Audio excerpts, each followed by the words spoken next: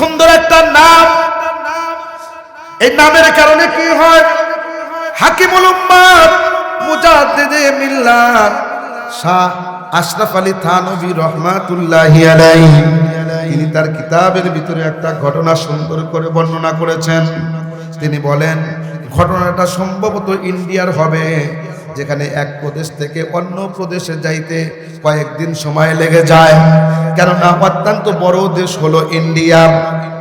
এই দেশের ভিতরে মুসলিম অধ্যুষিত এলাকা থেকে একজন ব্যক্তি তিনি ট্রেনে সফর করে যাচ্ছিলেন।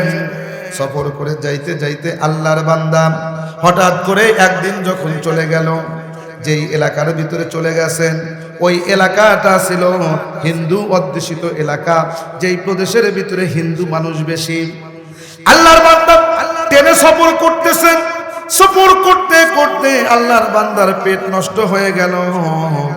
আগেকার যুগে আপনারা যারা মুরব্বী আছেন তারা জানেন কলেরা হয়তো, ডায়রিয়া হয়তো, কথা বলেন ঠিক কিনা। একবার পায়খানা করে দুর্বল, দ্বিতীয় পায়খানা করে বিশ্রামে, তৃতীয় পায়খানা করে একদম শেষ, কথা বলেন ঠিক কিনা। দাদাদের কাছ থেকে শুনেছি যে তারা কলেরার সময় যখন কার্তিক মাস যখন আসতো তারা পদ্মার পাতার উপরে সহায় রাখতো। তারা এই কার্তিক মাস চলে গেলে তারা মনে করত যে আর একটা বছর হয়তো বাঁচতে পারবো। এমনও শুনতে পেয়েছি যে একজন ব্যক্তিকে দাফন করে এসে আর একজনের জানাজাও করা লাগতো, কেননা ওই জামানার ভিতরে এমন একটা অবস্থা ছিল। ও বন্ধুরে, আল্লাহর বান্দার পেটের ভিতরে এইরকম ডায়রিয়া বা কলেরা কোনো কিছু হলো, অসুস্থ হওয়ার কারণে আল্লাহর বান্দা ট্রেনের ভিতরে পাতলা পায়খানা যখন করলেন, দুর্বল হয়ে গেলেন। ট্রেনের লোকেরা তখন বলল, ভাই আপনি যেহেতু দুর্বল হয়ে গিয়েছেন এই ট্রেনের ভিতরে আপনি থাকতে পারবেন না, সুতরাং সামনের কোনো একটা স্টেশনে আপনি নামুন। এই স্টেশনে নামার পরে সেই জায়গার কোনো যদি ডাক্তার আপনি পান, ওষুধ খাইলে পরে আপনার সারতে পারে। ওষুধ খাওয়ার পরে আপনি একটু সুস্থ হয়ে হয়তো পরের দিন রওনা দিবেন, কথা বলেন ঠিক কিনা। আল্লাহর বান্দাকে যখন আরেকটা স্টেশনের ভিতরে নামিয়ে দেওয়া হলো, ওই স্টেশনটা অন্য কোনো স্টেশন ছিল না। ওই স্টেশনটা ছিল যেই জায়গার ভিতরে মানুষগুলা হিন্দু মানুষের সংখ্যাটা বেশি ছিল। বন্ধুগণ আমার, আল্লাহর বান্দা আর একবার পাতলা পায়খানা করে একদম কাতর হয়ে গেলেন। স্টেশনের ভিতরে পড়ে রয়েছেন, কেমন যেমন মরে যাবে এমন অবস্থা। হঠাৎ করে ওই জায়গা দিয়ে একজন ভিখারিনী, একজন মুরব্বী, একজন বৃদ্ধা মহিলা সেই রাস্তা দিয়ে যাচ্ছিলেন। তিনি যখন স্টেশনের ভিতরে দেখলেন লোকটা শুয়ে রয়েছে, কাতর হয়ে কাতরাচ্ছে, তার সাথে কথা বললেন, নাম জিজ্ঞাসা করলেন, বিভিন্ন কথাবার্তা বললেন। বলার পরে আল্লাহর বান্দি সেই জায়গা থেকে চলে গেলেন। চলে যাওয়ার পরে বিকেলবেলা যখন তিনি ভিক্ষাবৃত্তি শেষ করে আসছেন, ভিক্ষাবৃত্তি শেষ করে যখন ওই স্টেশন দিয়ে আবার যান, দেখতে পাইলেন ওই রেল স্টেশনের ভিতরে অনেক মানুষের ভিড় দেখা যায়। কিসের ভিড়, কিসের ভিড়? এই বৃদ্ধা মহিলা বলতেছে, এই জায়গায় এত লোকের সমাগম কেন? বলে এই জায়গার ভিতরে একজন কোথাকার পথিক যেন মারা গিয়েছে। এই জায়গার ভিতরে একজন অচেনা লোক মারা গিয়েছে, অর্থাৎ ওই লোকটা আর জীবিত নাই, তিনি মারা গিয়েছে। এই অচেনা লোকটা মারা গিয়েছে, আমরা কেউ তাকে চিনতে পারতেছি না, কেউ তাকে চিনতে পারতেছি না। বৃদ্ধা মহিলা সুন্দর করে বললেন, আমাকে একটু সামনে যাইতে দেন, সামনে যাইতে দেন। তিনি ভিড় ক্রস করে যখন সামনে চলে গেলেন, ভিতরে যাওয়ার পর তিনি দেখতেছেন ওই এলাকার ভিতরে অল্প সংখ্যক কিছু মুসলমান মানুষ আর বেশি সংখ্যক হলো হিন্দু মানুষ। তারা সকলে লাশ নেওয়ার জন্য কেমন যেন প্রতিযোগিতা করতেছে। মুসলমানরা বলতেছে, এই ট্রেনটা যেহেতু মুসলিম এরিয়া থেকে, মুসলিম প্রদেশ থেকে যেহেতু ছাড়ে, এই লোকটা হয়তো মুসলমানই হতে পারে। আর হিন্দু অধ্যুষিত এলাকার হিন্দুরা সকলে বলতেছে, এই লোকটা যেহেতু হিন্দু এলাকায় পাওয়া গেছে, এই স্টেশনের ভিতরে পাওয়া গেছে, সুতরাং এই লোকটা হিন্দুই হবে। সুতরাং একে দাও, আমরা একে নিয়ে আমরা সৎকার করব, শ্মশানে নিয়ে তাকে আমরা পোড়াবো। এই কথা বলার জন্য সকলে কেমন যেন কথা কাটাকাটি হচ্ছে। তারা বলতেছে যে না, আমরা তো মুসলমান, ইনি মুসলমান হতে পারেন, সুতরাং এনার লাশটা দিয়ে দেন, আমরা নিয়ে দাফন করে দেই। কিন্তু হিন্দুরা বলতেছে না, আমরা একে সৎকার করব। হিন্দুরা যেহেতু লোক সংখ্যায় বেশি ছিল এবং এলাকার ভিতরে যেহেতু হিন্দুর সংখ্যা বেশি, হিন্দু অধ্যুষিত এলাকা, যার কারণে ওই এলাকার ভিতরে আধিক্যতার কারণে রায়টা তারাই পেয়ে গেল। সমস্ত মানুষগুলা বলল ঠিক আছে, তাহলে মুসলমানদেরকে এই লাশটা দেওয়া হবে না, যেহেতু মুসলিম এলাকার থেকে না হয়, কিন্তু যেহেতু হিন্দু স্টেশনের ভিতরে পাওয়া গেছে, এই লাশটাকে তাদের কাছে দিয়ে দাও। তারা চিতায় নিয়ে গিয়ে কি করবে? সৎকার করে দেবে। লাশটা তারা উঠাইছে, এইবার তারা নিয়ে যাবে, চিতার ভিতরে নিয়ে পোড়ায়া দিবে, শ্মশানে নিয়ে তাকে পোড়ায়া দিবে। তারা যখন উঠাইছে, ইত্য বছরে ওই বৃদ্ধা মহিলা বলতেছে, বাবারা লাশটা কি আমি একটু দেখতে পারি? তোমরা তো লাশটা নিলা, নিয়ে যাইবা, আমি কি লাশটাকে একটু দেখতে পারি? বলে ভিখারিনী, তুমি লাশটা দিয়ে কি করবা? বলে না না, আমি দেখতে পারি, একটু দেখাও। এইবার সকলে বলতেছে শেষ দেখা যেহেতু এই বৃদ্ধা মহিলা দেখতে চাচ্ছে, তাকে একটু দেখায়া দেন। এইবার লাশটা নামানো হলো, যখন মুখের উপর থেকে কাপড়টা যখন সরানো হলো, বৃদ্ধা মহিলার সঙ্গে সঙ্গে বলতেছে, ইয়ারাম ইয়ারাম, কি করতেছো তোমরা, কি করতেছো? এই লোকটাকে সৎকার করো না, এই লোকটাকে সৎকার করা যাবে না, করা যাবে না। অন্যান্য হিন্দুরা আশ্চর্য হয়ে গেল, কি বলে এই লাশটাকে কেন সৎকার করা যাবে না? বৃদ্ধা মহিলা, তুমি এটা কেন আমাদেরকে নিষেধ করতেছ? একজন অচেনা ব্যক্তির লাশ পাওয়া গেছে, একে তো আমরা সৎকারই করব। বলে না না, এই লাশের আসল পরিচয় যদি তোমরা জানো, তাহলে তোমরা সৎকার করা তো দূরের কথা, হাত দ্বারা স্পর্শও করবে না। কেননা তারা মুসলমানদেরকে পছন্দ করে না, ঘৃণা করে। ও বন্ধুরে, এই হিন্দু ব্যক্তি, এই হিন্দু মহিলা তিনি বলতেছেন, তাহলে আমি বলি, এই যে লাশটা তোমরা দেখতেছো, এই লাশটা তিনি মুসলমান না, তিনি হিন্দু না, তিনি হলেন মুসলিম, তিনি মুসলমান। এইবার অন্যান্য হিন্দুরা বলতেছেন, তুমি যে বলতেছো মুসলমান, এর প্রমাণ কি? তুমি কিভাবে বুঝলে মুসলমান? এইবার হিন্দু মহিলা ওই ভিখারিনী ডেকে ডেকে বলতেছে, শোনো, তোমরা কি এই লাশটাকে জীবিত অবস্থায় কেউ পেয়েছিল নাকি? বলে না না, আমরা যারা পেয়েছি সকলেই তো মৃত অবস্থায় লাশটা পেয়েছি। ভিখারিনী ডেকে ডেকে বলতেছে, আমি যখন সকালবেলা ভিক্ষা করতে যাই, তখন এই লাশের সাথে আমি কথা বলেছি। মারহাবা, জোরে কর। বলে কথা বলেছো? কি কথা বলেছো? বলে লাশটা জীবিত ছিল, এই লাশটা কয়েকবার পাতলা পায়খানা হওয়ার কারণে দুর্বল হয়ে গিয়েছে। এই লাশটা এসেছে মুসলিম অধ্যুষিত এলাকা থেকে, কিন্তু এর দ্বারাই মুসলিম প্রমাণিত হয় না। বলে মুসলমান তুমি বুঝলে কিভাবে? বলে এই লাশটাকে আমি একটু হেল্প করতে চাইছিলাম, সহযোগিতা করতে চেয়েছিলাম, কিন্তু আমি লাশটাকে যখন জিজ্ঞাসা করলাম, বাবা তোমার নামটা কি? লোকটা যখন জীবিত ছিল তখন আমি জিজ্ঞাসা করেছিলাম, বাবা তোমার নামটা কি? তখন এই লোকটা উত্তর দিয়েছিল, আমার নাম হলো আব্দুর রহমান।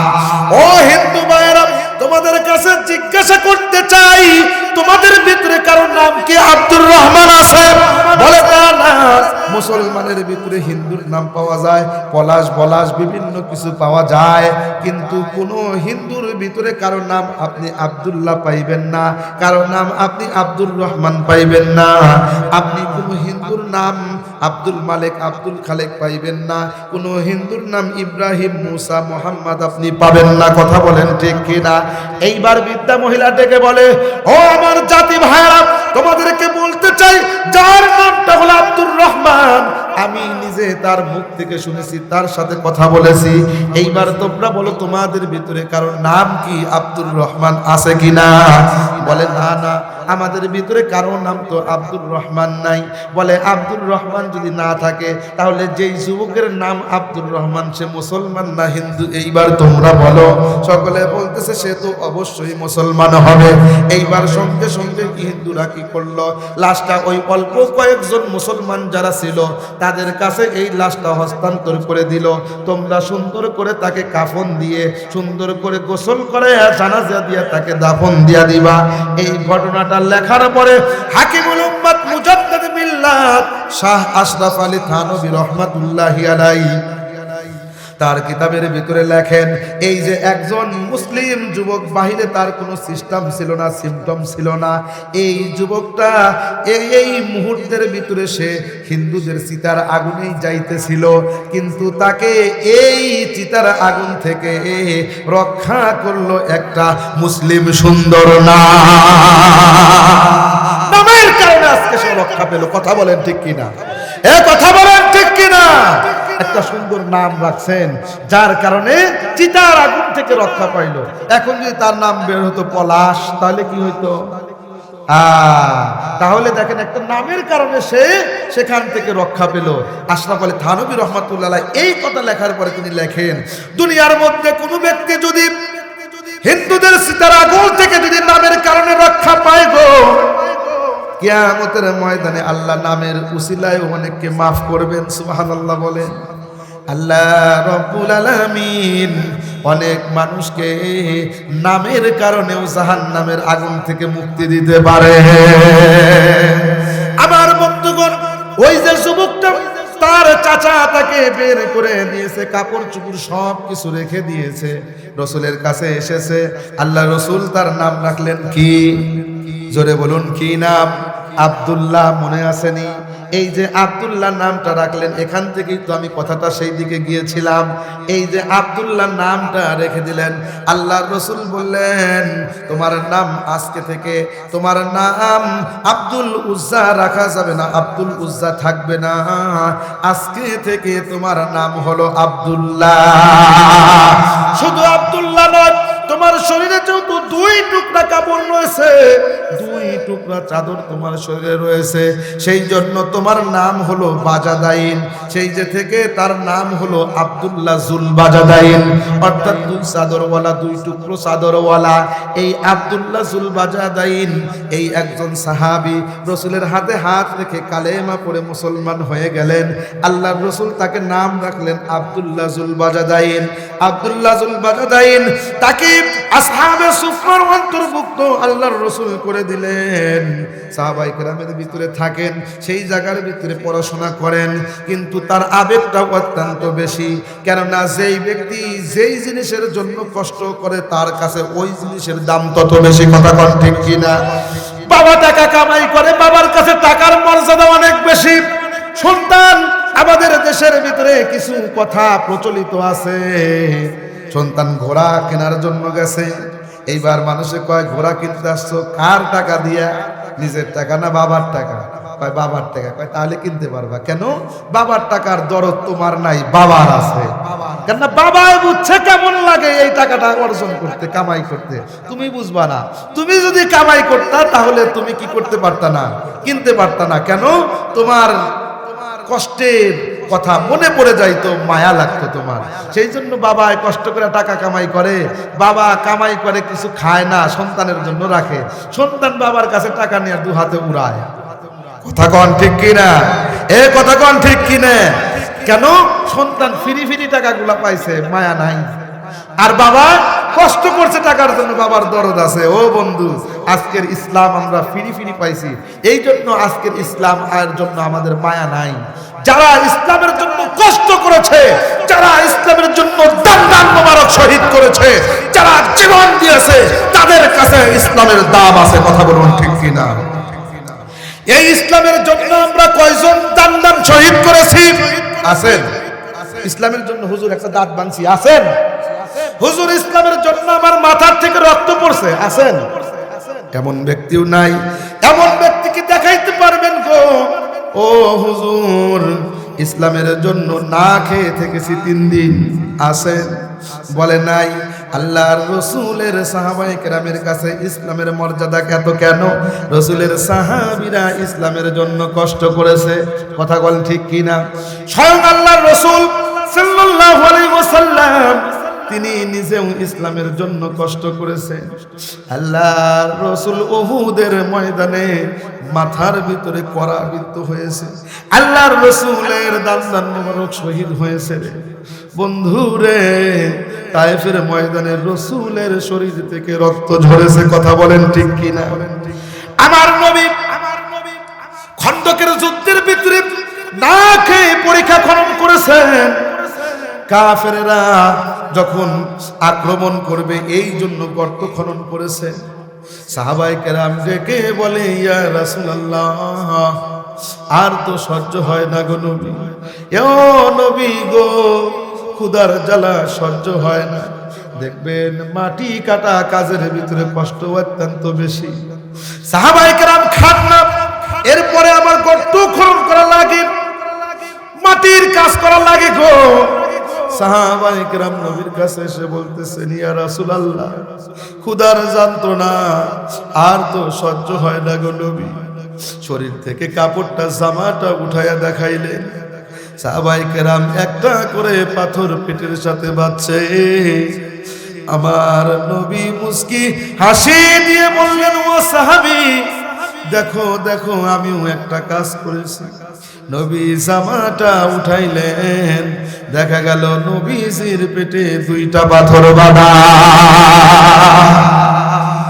ইসলাম এমনি এমনি আসে নাই। ইসলামের জন্য সাহাবায়ে কেরাম কষ্ট করেছেন। আল্লাহর রাসূল পর্যন্ত দুইটা পাথর বেঁধেছেন, কিন্তু আমি আর আপনি 3 বেলা খাই, যার কারণে ইসলামের দরদ আমাদের কাছে নাই। কথা বলেন ঠিক কিনা? যার কারণে আমার আর আপনার কাছে নবীর মর্যাদা নাই। আমাদের সামনে কাফের বেঈমান তো দূরের কথা, নাস্তিক বেঈমানেরা আমার নবীর বিরুদ্ধে কথা কয়, আমার আর আপনার রক্ত গরম হয় না। বন্ধুরে, যদি আমাদের ইসলামের দরদ যদি থাকতো, আমাদের ভিতরে যদি ইসলামের মর্যাদা যদি থাকতো, তাহলে কোনো নাস্তিক বেঈমান ইসলামের বিপক্ষে কথা বলতে পারতো না। কথা বলেন ঠিক কিনা?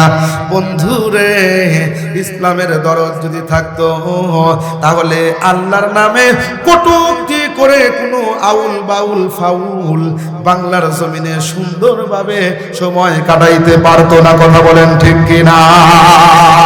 ও মুসলমান, আজ যদি লিল্লাহে তাকবীর ধরে দিয়ে মাঠে নামতে পারো, আজ যদি তোমরা ইমানের বলে বলিয়ান হয়ে যদি এই জমিনের ভিতরে হুঙ্কার দিতে পারো, যেমন হুঙ্কার সাহাবায়ে কেরাম দিয়েছিলেন, ওই হুঙ্কার দিয়ে মাঠে নামলে পড়ে 2-4টা নাস্তিক বাংলার জমিন থেকে পালাতে বাধ্য হবে। চিল্লা বলুন কথা ঠিক কিনা? পালাতে বাধ্য হবে। কিন্তু আমার আর আপনার ইমান ঘুমন্ত হৃদয়, ঘুমিয়ে গিয়েছে, নাম কি অস্তে মুসলমান। কথা কন ঠিক কিনা? আমার বন্ধুগণ, সাহাবায়ে কেরাম কষ্ট করেছেন, তাদের কাছে ইসলামের দাম আছে। আমরা ইসলামের মর্যাদাটা বুঝলাম না। বন্ধুরে, ওই যে রাসূলের ওই সাহাবী নাম হলো আব্দুল্লাহ, বললাম যে আল্লাহ রাসূলের কাছ থেকে আসহাবে সুফফার ভিতরে তিনি থাকেন গো। আসহাবে সুফফার ভিতরে থাকেন, ইমানটা নতুন, আল্লাহর মহাব্বতটা অত্যন্ত বেশি। আল্লাহর রাসূল তাকে কোরআন শিক্ষা দিলেন, সাহাবায়ে কেরাম শিক্ষা দিলেন। কোরআন শেখার পরে সেই সাহাবী সর্বদা কোরআনে কারীম তেলাওয়াত করে।